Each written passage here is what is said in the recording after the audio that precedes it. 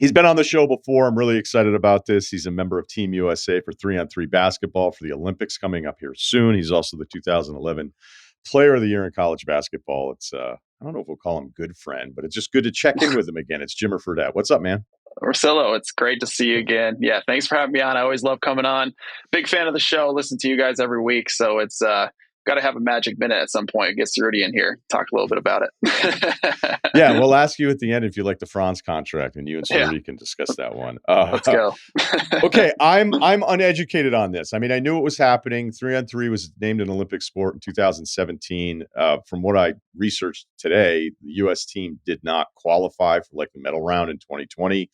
So let's kind of jump into your timeline of now representing the country and being part of this. Like, how did it all start for you?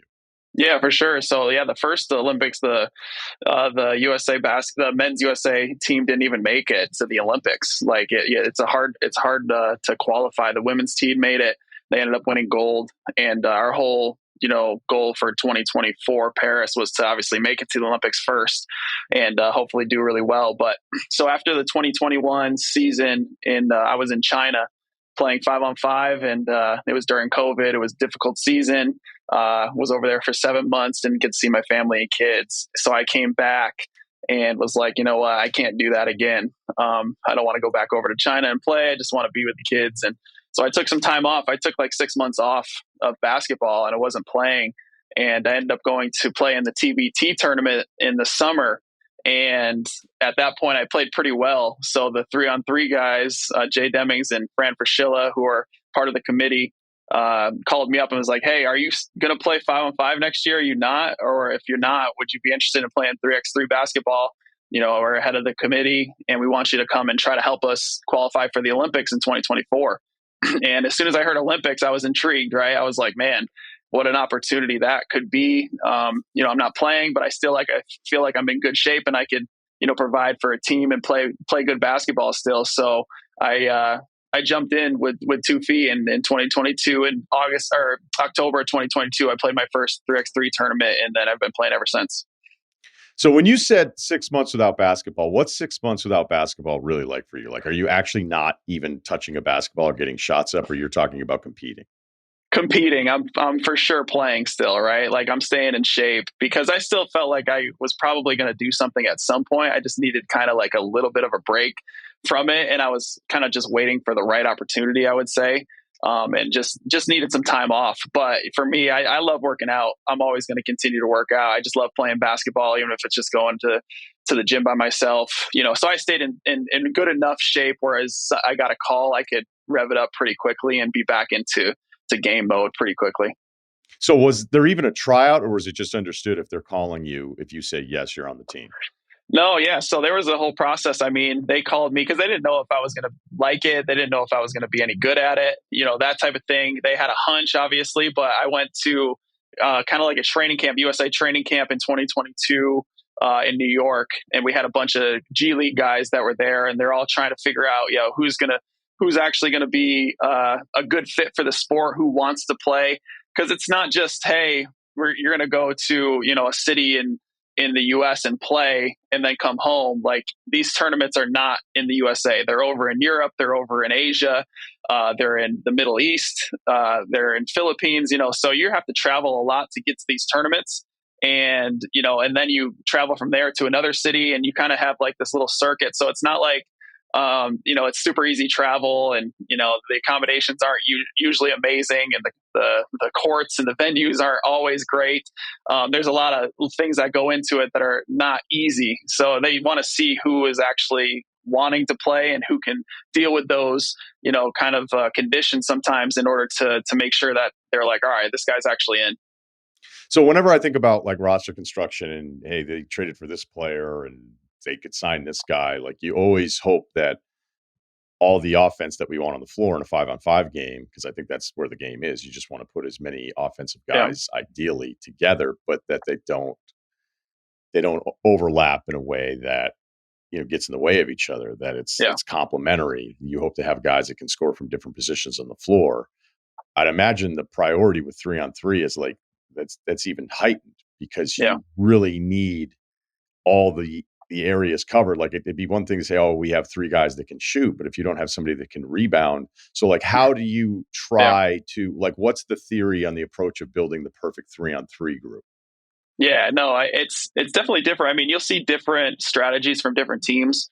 Sometimes the team will have one big that's really big, like 6'9", 6'10", that you can just throw it into the post and kind of play off of him.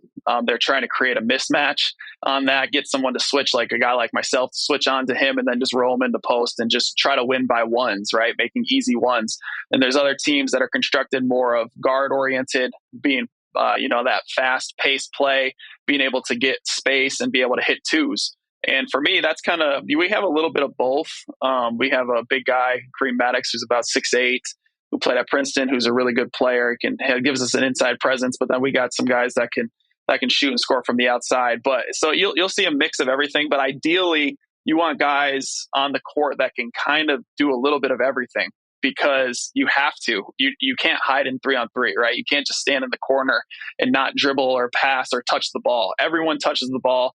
Everyone has to know how to move without the ball. Everyone has to know how to dribble and create a ball, create something off of a ball screen. You have to be able to set screens. So you have to be able to do a little bit of everything. So generally speaking, you want someone between like my height and like 6'7", that can be switchable, that can kind of play multiple positions, that can shoot an open and make it from the open, an open two, but also can move a little bit. If you can't move in this sport, it's difficult, because then you're going to get guys that get open twos, and the two is worth so much more than the one. It's super important to be able to knock those down and be able to guard the 2-point line. So you'll see a mixture of it, but ideally you want switchable guys that can kind of do everything. Yeah, the math is really important to remember with all of this. And anybody that played 3-on-3 is like, well, this isn't exactly breaking news that it's twos and ones. But when you're thinking about like real competition, the 3-pointer in the NBA game is worth too much, really. Yep. I mean, the value of the 3 versus the 2 is too much. And then to think that you're doubling up in this version of scoring, like, this must be why you got the call on top of everything else. For me, I was like, this is great. For 2s and 3s worth two double, I'm just going to shoot twos all game, right? Unless I get a wide open one. I mean, it's funny because you look at it, you play the first to 21 or whatever the score is after 10 minutes. They're only 10-minute games, or first to 21, right? So they're super fast games. And if you make 1-2, you basically make 10% of your points, right, for the game. And you think about it that way. It's like, man, you make 2, 3, 4, 5 twos, obviously you're going to have a great chance to win. And that's what I bring to the table for sure, being able to space the floor and be able to be a threat at any time, because then a lot of times people will sell out for the 2, me shooting the 2. So you'll get 2 guys that jump out at me at a ball screen, and then we get a really easy one, right? We get a dunk at the rim, and that's what you want. You want either an easy 1 or a 2. And so you're not looking for a whole lot else besides that. So, being able to shoot the ball from anywhere and create that space and have that threat is a big deal in the sport. I want to talk more about your teammates here. You mentioned Crem Maddox. Like, his story's crazy. I mean, I didn't realize he was 34 years old. And I'm sure there's plenty of guys thinking like, well, wait a minute, if there's some 34-year-old guy, like there has to be a better big at 6'8" that has a different profile. But he's about as decorated as you can be when I started looking up all of his stuff. Like, what is about him that makes him perfect for Team USA? Yeah, he's obviously our most veteran player. He's been playing 3x3 for about 8 years now, right? And that's a long time to be playing 3x3. That's getting into like the Serbian guys that have been playing forever.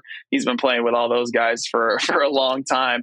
And so he brings a confidence to the court, but also a savviness and a calmness to the team, right? Like, he's been in every position. He's seen everything as a 3x3 player. That helps when we get out there. And obviously he was the defensive player of the year at Princeton when he played there. So he obviously can play defense. He's a low post present. He can shoot the 2 ball. He's long. It helps. He gets a lot of block shots because of his length and his athleticism and his anticipation. So he just brings that veteran leadership that we need, so that when something goes wrong on the court, it's like, hey, listen, it's okay. Let's do this. We're going to get back into this thing. I've seen this situation before. Okay. And then Kenyon Barry, another Rick Barry's son. Yeah. Which is just an incredible run when you think about like Rick. What did he try out for Team USA like 6 decades ago or something? What's his game about? Yeah. Funny, just quick. Lisa Leslie, we just saw Lisa Leslie here in Vegas the other day, and she comes up to Canyon. She's like, Canyon, I remember you when you were in your mom's belly, and like all this stuff. So everyone knows Canyon and Team USA because his mom was a part of it. His dad's been a part of it. Like he's just he's a guy that's been around and knows everybody. But he's a great player. He's a guy that is he can shoot the ball, but he's probably the best straight line driver in 3x3. He's really good at just getting downhill. He's got long arms and he's pretty big. He's got good shoulders. He gets into the guys and he's able to get downhill and get a lot of easy ones. So he's huge for us there to get an easy basket. Sometimes we'll put him up top and just set a screen for him, let him get downhill and score the basketball. And he still shoots his dad's underhand free throws, and he's trying to get more people to come do that. So if anybody's listening that's needs to work on their free throws, get Canyon out there. He'll get you in the underhand routine and get you going. And then you have Dylan Travis, who's part of the Pan Am win in 23. So how does that work with the substitutions? Yeah, so we kind of start. It's me, Dylan, and Canyon that pretty much always start for some reason. There's no rhyme or reason around it. That's just what we have. But every single dead ball, we just kind of rotate. So we have basically an unsaid changing of substitution as you go through. But sometimes you get to the middle of the game and you get really tired playing 3x3. It's physical. Sometimes you'll play for a minute and a half or 2 minutes straight. And it's fast paced. You're sprinting the whole time. It's physical. So whoever's the most tired sometimes will just come out and be like, "Hey, man, I need a break. Like I need to come out." And sometimes there'll be two guys being like, "Man, I need a break too," but you can only have one, right? So you got to use those fouls correctly and make sure that you're trying to stop the game as much as you can. So yeah, you just kind of in the flow of the game, we have like a rotation, and then if some guy really needs a break, then he takes that break. But Dylan itself. Sorry, I was going to just say Dylan himself. He's a great player. He's like the guy that keeps us together. He's the heart of the team. He's the guy that's taking charges, getting loose balls, diving into the stand. He's that type of player, and just an awesome guy. So you've been on a run though. Now that you've figured this out and you've had it's just a lot different going into 24 than it was 20. Yep. And even though I know you weren't part of 20, yep. It just feels like there's more of a priority of figuring this out and looking at the team now that you're on in some of these results. Like this is a completely different level of expectations once you get to France, right? Yeah, totally. I mean, for us, we like to say we're the best 3x3 team that the USA has put together at this point. We've been a part of some really big wins, and so we go throughout the whole FIBA World Tour is what they call it. So we're playing in that currently. So you have Masters tournaments, which are the biggest tournaments in the world, and all the best teams are there. So you'll see the Serbian teams, the Latvian teams, the Lithuanian teams, Netherlands, all these teams that are going to be, in the Olympics. You see them at these tournaments. So you face these guys, on a weekly basis. It's not like we don't know who our competition is. We know exactly who our competition is.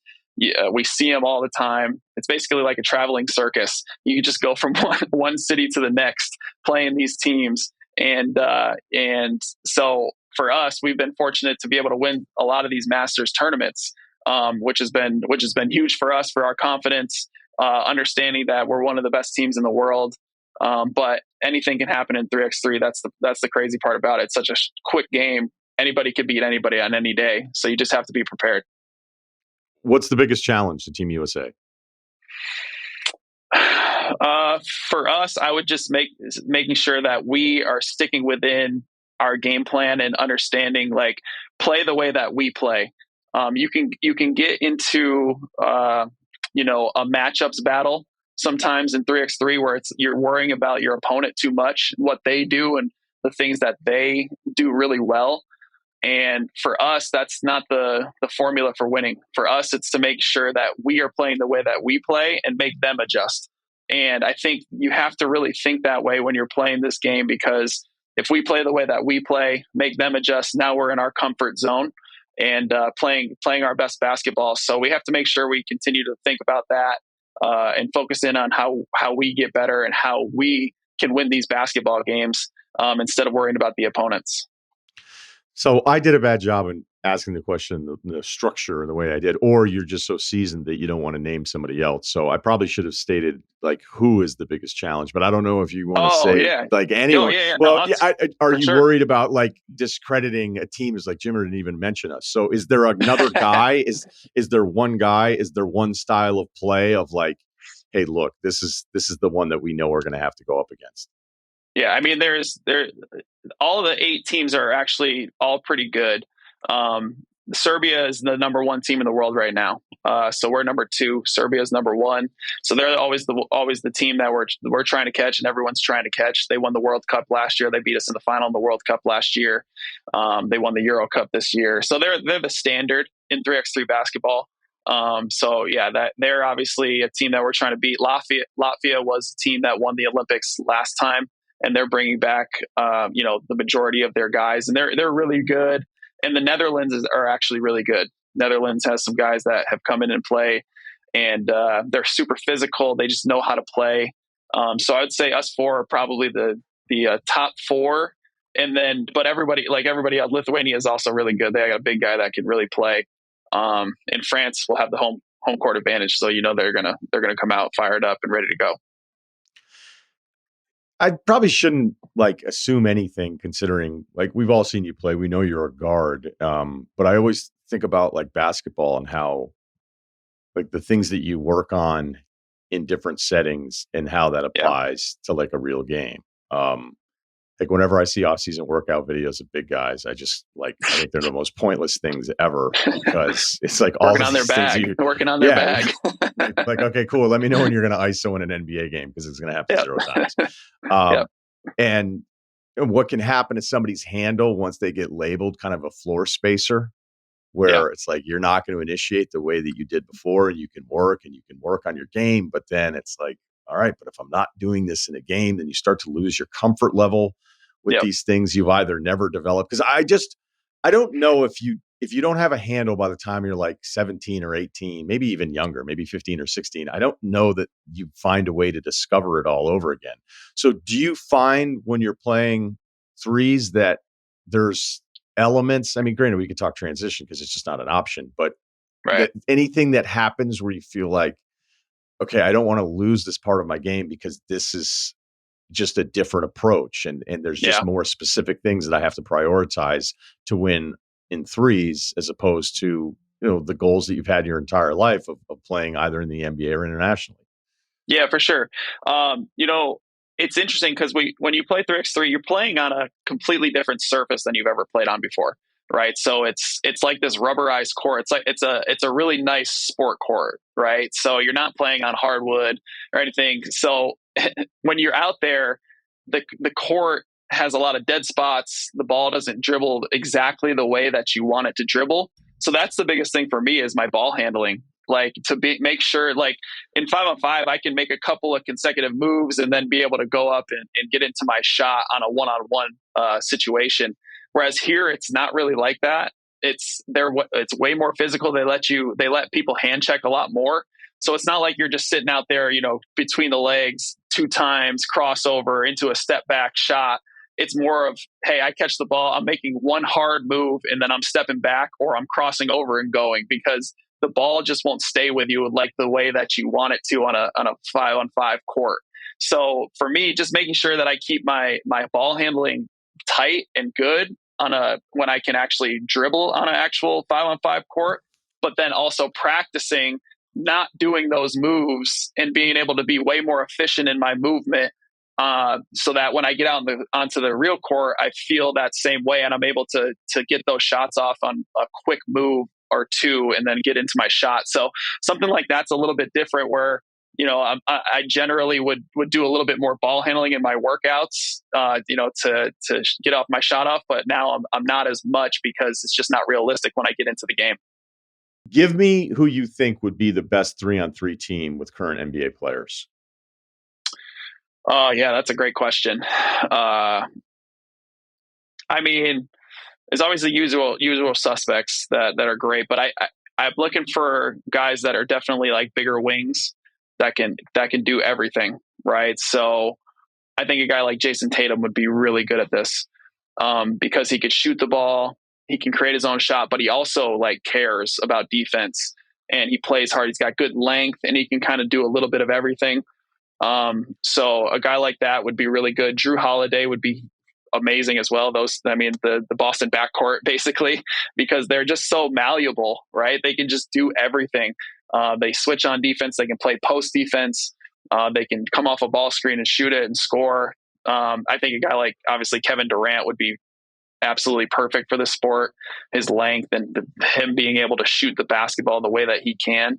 So I'd say, a guy like that or Paul George, even like you're looking for that length that can shoot and can handle and then play defense and defend the rim. If you can get 4 of those guys, then you're going to win most of your 3-on-3 games, just because they're able to guard multiple positions and then score in any way that they possibly can. So, those 4 guys would probably be really good.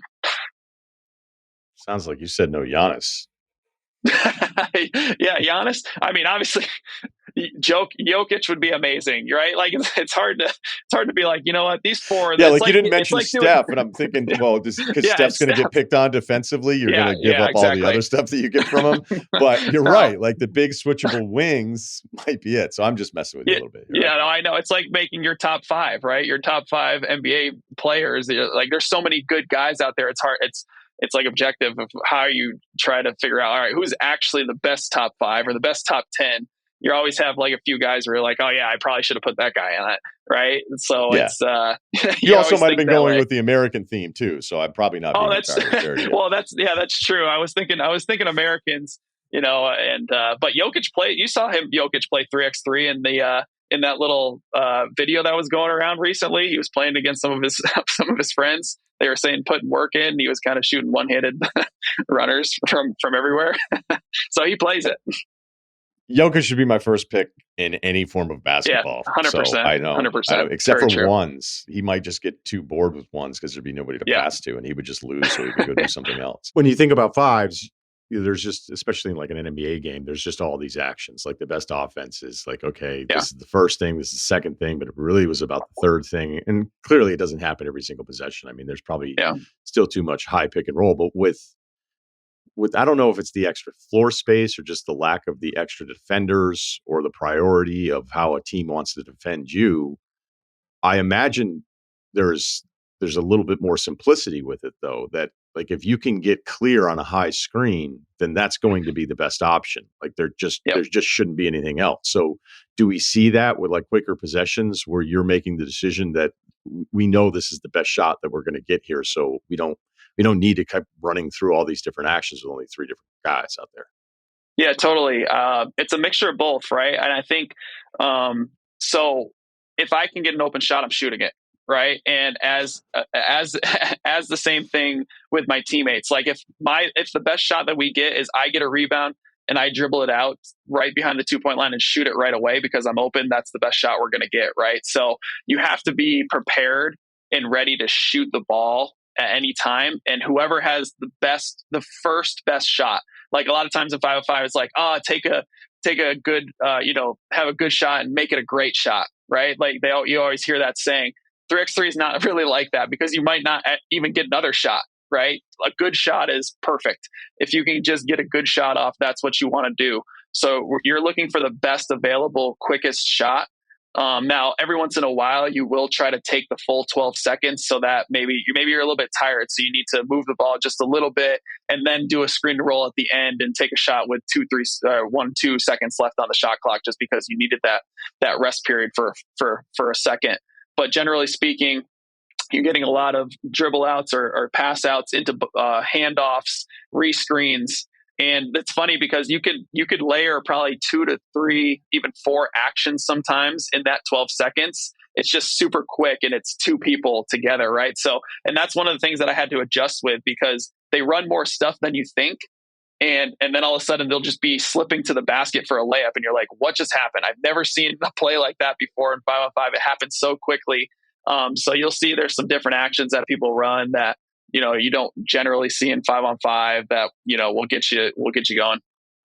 Yeah. It's so true though about just anybody that's ever played, you just think about when you can find your rest. You can find your rest in transition. You can run to the Yeah, corner and be like, I'm out of here. And on I'm good three for on yeah. three, there's no like, No, hey, I'm just going to hang out over here beyond the 2 point line for this one. And you guys run that.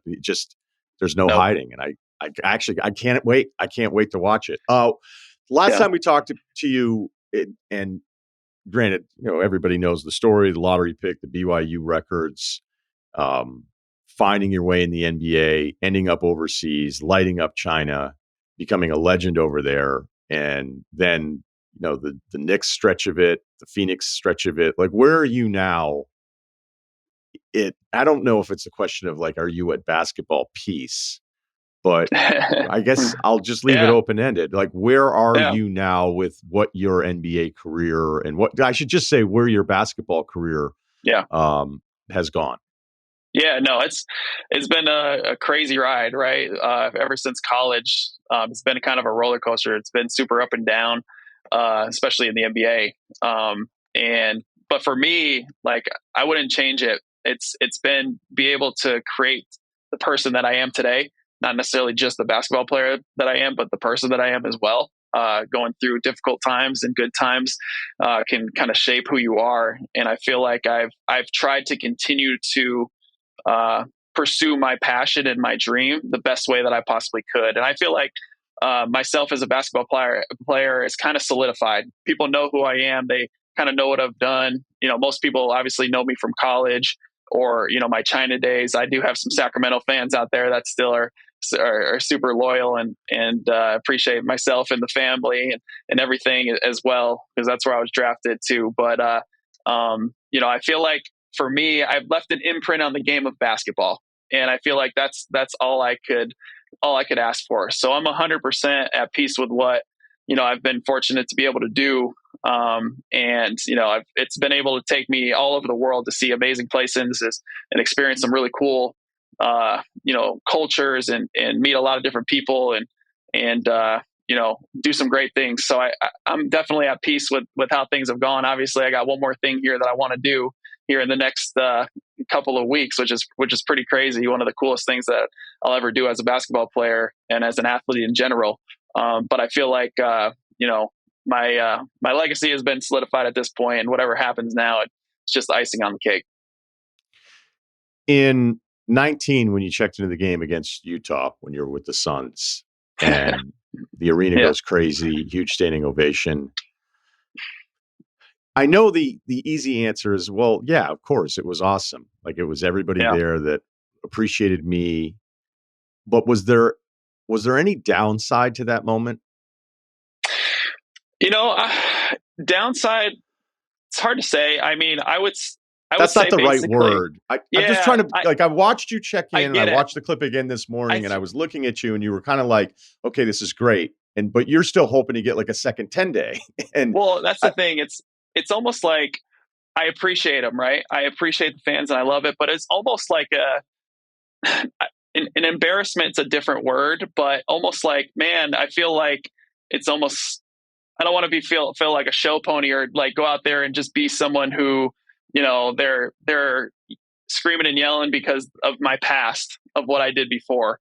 I want to be able to go out there and play well and have them cheer for me because I did well in the NBA stage, right? And not just because of what I've done in the past. And although I know it sounds weird, and I appreciate the fans for supporting me throughout my career because they've been amazing wherever I've been. But there's also a level of like, man, I haven't really done anything, in the NBA game, and there was always like I'm trying to focus and trying to do well tonight, and and so there's a little bit of that, of course, when you check into a game like that, just because I'm competitive, right? I don't want people to just throw things in and cheer for me for not doing anything good, and so I think that there was a little bit of that in there too. was there anyone on your son's team that, and it wasn't a very good team, um, that was just completely like had no idea who you were? Like, was Bender going, what the hell is going on? Yeah, I think there's a little bit of that, yes, because at that point, yeah, I'd been over in China, right? So Bender was a guy that was from Europe, and the year afterwards, I went to the Euro League and played in Panathinaikos. So I bet you, if I was there like a year after and I was playing in Panathinaikos, Bender would have been like, "Oh, I know who you are now." But at that point, he was probably like, "Yeah, I don't really know. I've never heard of you before, and I don't really care at this point." But there were guys that still, like, Devin Booker was a guy that watched me in college, right? And he was like, or when I was in college, and he was like, "Man, you were a legend back in college. Appreciated the game. Used to love watching you, shoot from deep range." And most of the guys that played were younger than me, and on that team specifically, so they kind of watched me when I was in college and knew me from there. Did you light it up in practice? Well, it was towards the end of the season, so we didn't really have practice all that much, to be honest with you. You know what I mean? Like, there wasn't a time where we were able to get out there and be like, "All right, we're playing fives. I'm going to show exactly what I'm going to do." If there was never really that case, because most of the time guys were just kind of doing their own thing and resting and trying to just get through the rest of the season. So we would play like ones and twos with some of the younger guys and guys that didn't play. And I will say I was playing pretty well at that point. I was shooting the ball well. I was scoring on people. I mean, you get me in a 1-on-1 or 2-on-2 situation. Most of the time I do fairly well, just because I can space the floor and shoot the ball. I'm pretty creative with it. But yeah, we didn't get a whole lot of chance to like go at each other 5-on-5 wise, where I could be like, "Yeah, I'm going to steal someone's spot today." It just didn't happen that much.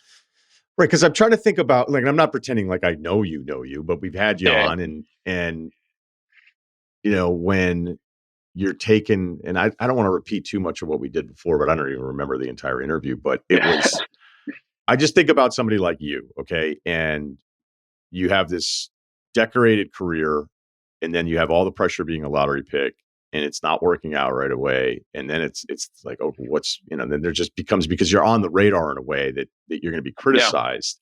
And just to be honest, like the way it works, it's like, well, that guy's Yeah. not Totally. supposed to be great. He's too Yeah. small, and Yeah. then you look at how the game has evolved, Yeah. and you clearly put up serious numbers internationally. Yep. And I guess I'm wondering if there's like the ego takes over, where you're like, if I had actually been given a real chance, I could have had this second career in the NBA and it really would have worked out. But the problem is now I'm somehow Right. perceived as like damaged goods. Yeah. Or is there a realization where the ego gets out of the way a little bit and you think, "Hey, I know I'm really good, but if I had played like real minutes for a full season, then people are attacking me and switches that are doing all these things. Like, maybe I have to accept that the basketball world is right about me." And I'm not saying that I know Totally. No, either I one of those, but I yeah. wonder how you go through that process of like those two things fighting with each other. Yeah, for sure. No, it's interesting because I knew that once I got into the league, right, I knew I was never going to be like an end of the game playoff guy, right? That's just not like, I How don't soon? have. How soon was that? What was that like when you were like, oh, "Wait a minute"? Yeah, it was pretty soon, right? Like, I understand.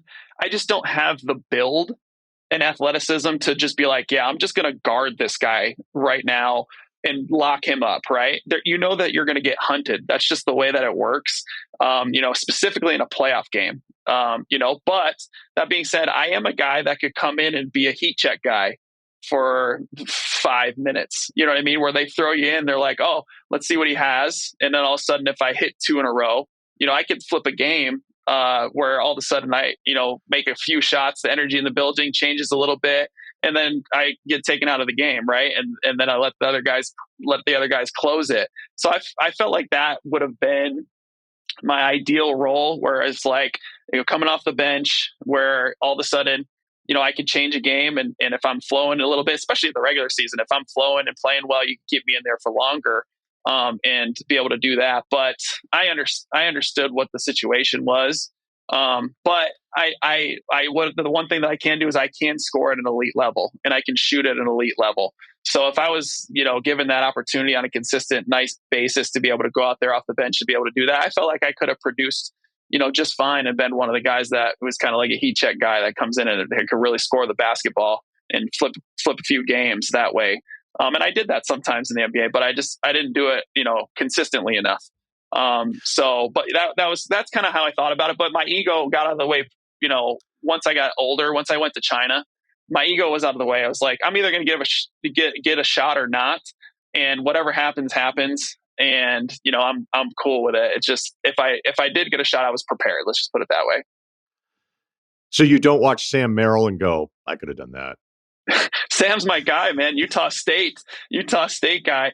The thing about Sam is he's like 6'5" or 6'5" or 6'6". I'm 6'2" on a good day, right? And that's just so it's just a little bit different, like that little bit of length and athleticism. But yeah, I mean, I think I can do that, right? That's the thing is I know that if I had a chance as a 6th, 7th man to just come in and play and just, hey, for 4 minutes, we're going to give you the ball. Like, just do what you need to do. I think I could have been pretty successful in that role. But I understand pretty quickly. I was like, okay, it's a different level of athleticism. And it's not like I couldn't score. I could. It would just be at the end of the game when people started hunting you. Because when I got into the league, every single time I got into the game, they'd be like, all right, post up, first play for him, right? They were still posting up guards at that point. Like, I'd have Wes Matthews that'd be like, all right, I'm posting him up. Go ahead, like, get him in the post and go after it, right? Like, that was how it used to be 12 years ago when I first got into the NBA, where now they don't ever do that. It's just, kind of stand in the corner and wait for a ball screen and then see what happens. Was Wes Matthews disrespectful to you while he would post you up? He talked a little garbage for sure. But it was, we had the same agent. So I actually knew Wes pretty well. So he would always talk playfully. But the guy that used to love to play against me was Tony Allen. Every single time I got into the game, Tony would be like, all right, I got him. And he'd be like, I'm guarding him. And he wouldn't say much. He would just, guard as hard as he could, like he always would. But you knew that he was, for some reason, he always wanted to guard me. And for the record, this is a very pro Sam Merrill podcast. Oh yeah, absolutely. Yeah, we Sam. Appreciate him. And then shoot, when I got to see him live too, that was the first realization of like a Seth Curry, where I was like, do you guys realize that actually when he gets in a spot where he has to handle it, like he can do more. He can actually do more, but yeah, it's just not what he's going to be asked to do. But right. that's always a sign that I think somebody has a longer runway in the NBA when they're labeled as just spacers, shooters, just stand in the corner. And granted, like not everybody's going to dribble anyway, but in the times where I've seen Merrill maybe get closed out and then have to create something, I was like, oh, wait a minute. Like this, there's more to him, which again, a lot of the guys like you that are incredible shooters and scorers, you had the ball in your hands your entire lives, but it just kind of back to that handle thing. When you're never tasked with handling the ball in an actual game, I get worried that part of their skill is just going to disappear, because now you're like, well, I never actually dribble all that much. Like I'm a 2 dribble guy. And then that's kind of it. And I've noticed with Sam, like different scenarios where I was like, oh no, there's way more to him. That makes me think he'll be in the league a long time. But you're right. I think he's like 6'4", 6'5". So yeah, he's a little taller, but he played a lot of point at Utah State, right? So he was handling the ball, he was making decisions. So he's used to that. I think he could get back into that mode pretty quickly if they asked him to do more. They just they don't need him to, right? So he's doing what he's asked to do right now, and he does it at a high level. It's great. I just know he listens to the pod, so I wanted to make sure that he wasn't going to be like, "Go, Sam! I'm catching heat here on the Jimmer." Like Jimmer's going, man. He's like, I could have done that. I'm so happy for him, man, and I've been able to talk to him a little bit, so I just hope he does really, really well. That's what I want. So last thing, where's the level of nerves for Olympic play? I mean, you've been through it all, but I wonder if do you have any anticipation of how you're going to feel? No, it's going to be probably one of the most nervous walking onto that floor than I've ever been playing basketball.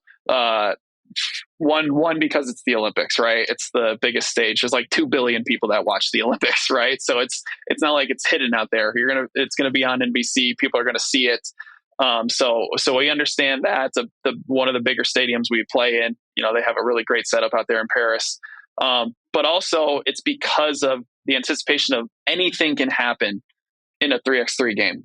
And you have to be prepared as soon as that first jump or first checkup happens. You have to be in a full sweat and like ready to go, because there's no easing into the game, right? You don't ease into a 3x3 game.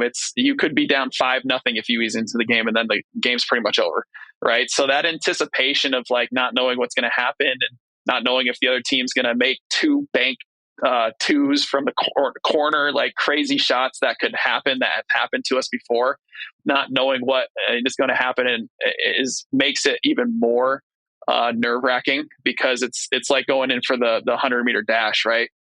It's going to be over really, really quickly, and not always the best team wins.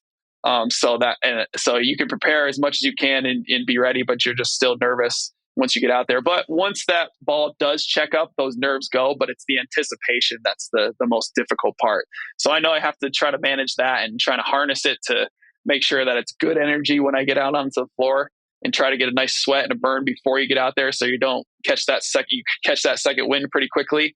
Because I know that adrenaline's going to take over. You're going to feel real tired in that first couple of minutes. So I'm excited about it, though. Obviously, it's going to be an incredible atmosphere and an incredible experience. Man, I just got pumped listening to you. I can't wait, man. I cannot wait. Can we buy jerseys? Oh my goodness. I've had a lot of people ask if they could buy the number 5 Jimmer Fredette jersey. So I think some people have bought the number 5 Anthony Edwards jersey and then put Fredette on the back of it first, to trying to figure that out. I don't think they have the Fredette one out there yet, but hopefully they will. Let's try to make that happen, because I got some people that want some. All right. Sounds good, man. I can't wait. I'm really happy for you. And thanks so much for this. All right. This is great. Thanks for all you guys do. I love listening to this show. So I appreciate you guys.